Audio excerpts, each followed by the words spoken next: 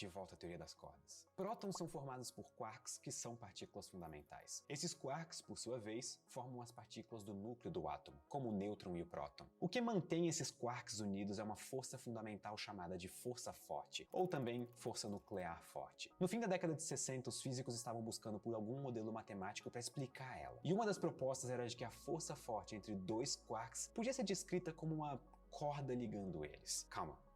Uma corda? Sim, uma corda.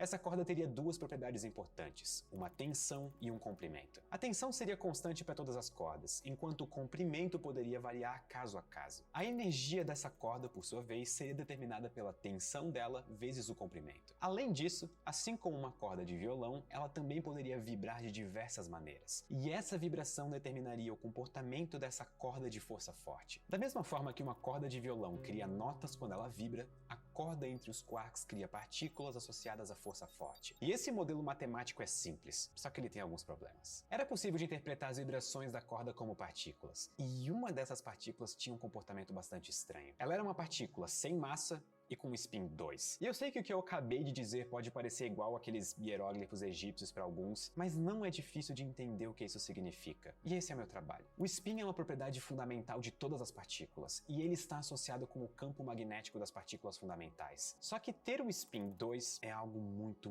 estranho. E só existe uma partícula hipotética que pode ter esse spin, que é o graviton, a partícula da gravidade. Para vocês terem ideia, nós ainda não temos certeza se gravitons existem de fato. Mas pelo menos nós temos certeza de que eles não estão dentro do núcleo atômico. Como não existem gravitons no núcleo atômico, e essa forma de descrever a força forte basicamente podia ser interpretada como a criação de gravitons dentro dos átomos, a teoria foi descartada. Mas descrever a gravidade de forma quântica era e ainda é um problema em aberto na física. Se nós tentarmos combinar a teoria da relatividade geral da gravidade com a teoria quântica de campos, que explica as outras três forças, as contas falham miseravelmente. Inclusive, essa é a maneira mais fácil de ver todos os físicos de uma sala entrarem em desespero. E o fato de que uma teoria das cordas para força forte sem querer descreve uma partícula quântica da gravidade deu muitas ideias para os físicos. E o que surgiu disso ficou conhecido como teoria das cordas dos bósons. E aqui eu tenho que explicar o que é um bóson. E sim, tem um vídeo no canal sobre isso. Até onde nós entendemos, nós podemos dividir as partículas fundamentais em dois grandes grupos, os férmions e os bósons. Férmions são partículas como os elétrons e quarks, e eles formam a matéria como nós conhecemos. Tudo que você pode tocar é formado por férmions, e os bósons atuam como forças. O fóton, que é a partícula da luz, carrega a força eletromagnética com ela. Gluons carregam a força forte, e bósons Z e W carregam a força nuclear fraca. Além disso, a gravidade é carregada pelo graviton, mas isso ainda não foi confirmado. A teoria das cordas dos bósons tinha como objetivo descrever justamente os bósons e as forças fundamentais que eles carregam. Um nome alternativo poderia ser teoria das cordas das forças. E essa teoria propõe o seguinte: os bósons não são partículas fundamentais como a física quântica pensa. Na verdade, eles são pequenas cordas vibrando. Essas cordas podem tanto ter as pontas abertas, quanto serem fechadas nelas mesmas. E é a vibração delas que explica as propriedades das partículas. Além disso, as cordas podem se separar e se juntar, explicando o surgimento ou destruição de partículas em coisas como o decaimento radioativo. E um dos aspectos mais incríveis dessa teoria é que ela depende de um só parâmetro óbvio, que é a tensão na corda, que é basicamente quanta energia uma corda tem por unidade de comprimento. E só para vocês entenderem o quão incrível é isso, usando a teoria das cordas você consegue basicamente uma teoria das 4 forças fundamentais ao mesmo tempo pelo preço de um único parâmetro desconhecido, que é a tensão da corda. Isso parece muito bom para ser verdade, né?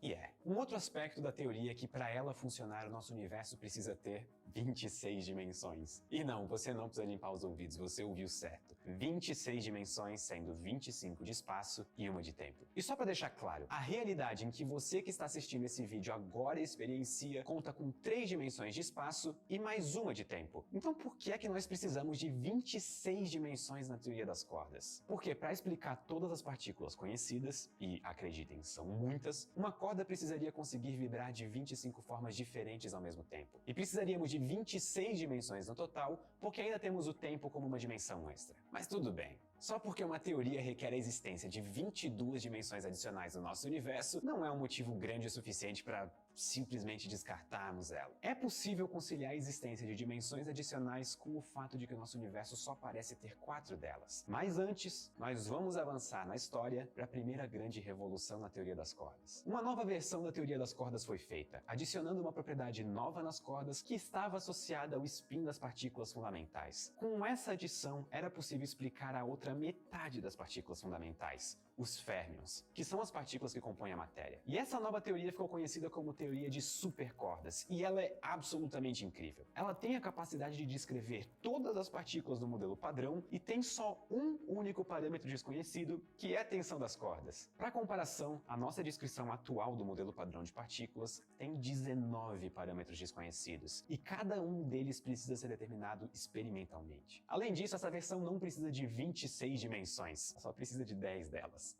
É um avanço, eu diria.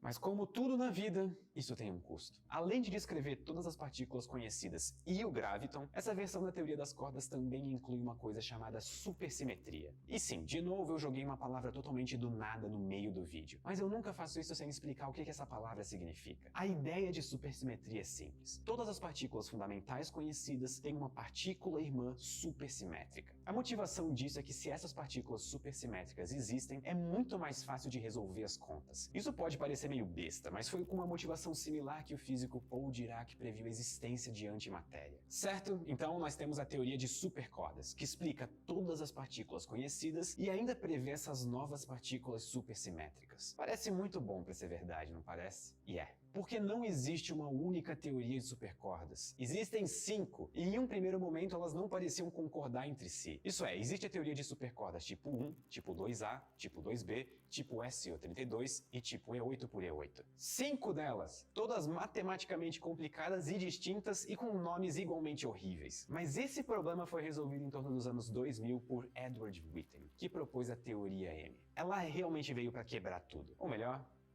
juntar.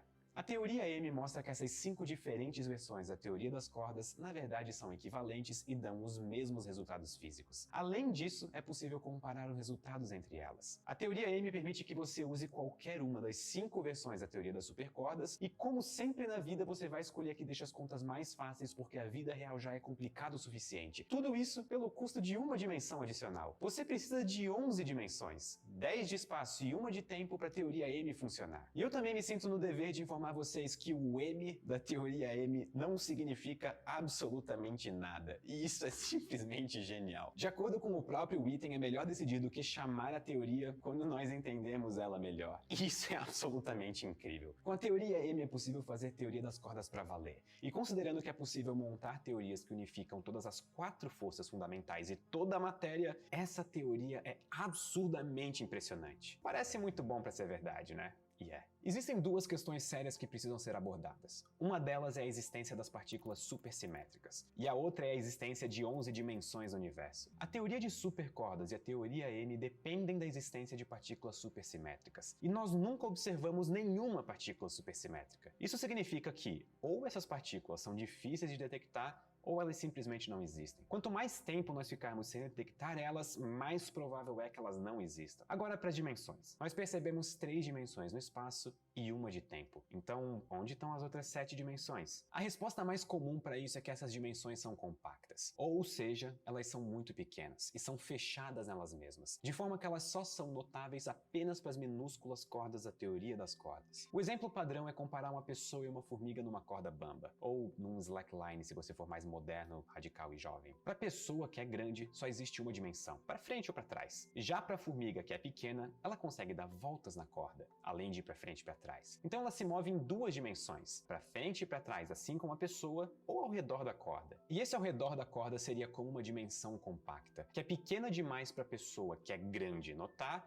e que dá voltas nela mesma. Então o problema com as dimensões adicionais não é se elas existem, mas sim como que é a geometria delas. Isso é, como que essas cordas estão compactadas? E a geometria dessas dimensões compactas é o que acaba determinando como as cordas podem vibrar e, por consequência, quais partículas podem existir. Por exemplo, se uma dessas dimensões é como uma rosquinha, a carga do elétron é uma. Agora, se ela for como uma rosquinha torcida, a carga do elétron é outra. E atualmente não existe nenhuma forma de determinar isso. Ou seja, não é possível decidir qual que é a geometria certa para essas dimensões adicionais, de forma que a teoria das cordas explique precisamente as observações que a física já fez. A teoria das cordas na sua formulação atual, com a teoria M, não consegue criar previsões para novas observações físicas de forma consistente. Algo que a teoria quântica de campos, que é a versão atual aceita da física quântica, consegue muito bem. E eu acho importante falar sobre a teoria das cordas porque ela é um exemplo perfeito de que não importa se uma teoria tem toda a beleza matemática e a capacidade de resolver contas que nenhuma outra teoria consegue, o nosso universo e a realidade continuam sendo feias e cheias de cálculos horríveis. Além disso, a teoria das cordas ainda não é capaz de guiar a criação de novos experimentos ou explicar fenômenos que ainda não conseguem ser explicados. E essas são duas características extremamente importantes na ciência. Afinal, é através disso que você consegue dizer se o que você tem em mãos é uma boa teoria ou apenas um conjunto de cálculos que são bonitos no papel, mas falham miseravelmente em descrever a realidade. Então, em resumo, a teoria das cordas é uma teoria incrível, mas cheia de limitações. Devemos descartá-la totalmente? Não. Mas também nós não devemos apostar todas as nossas fichas nela. Pelo menos não agora.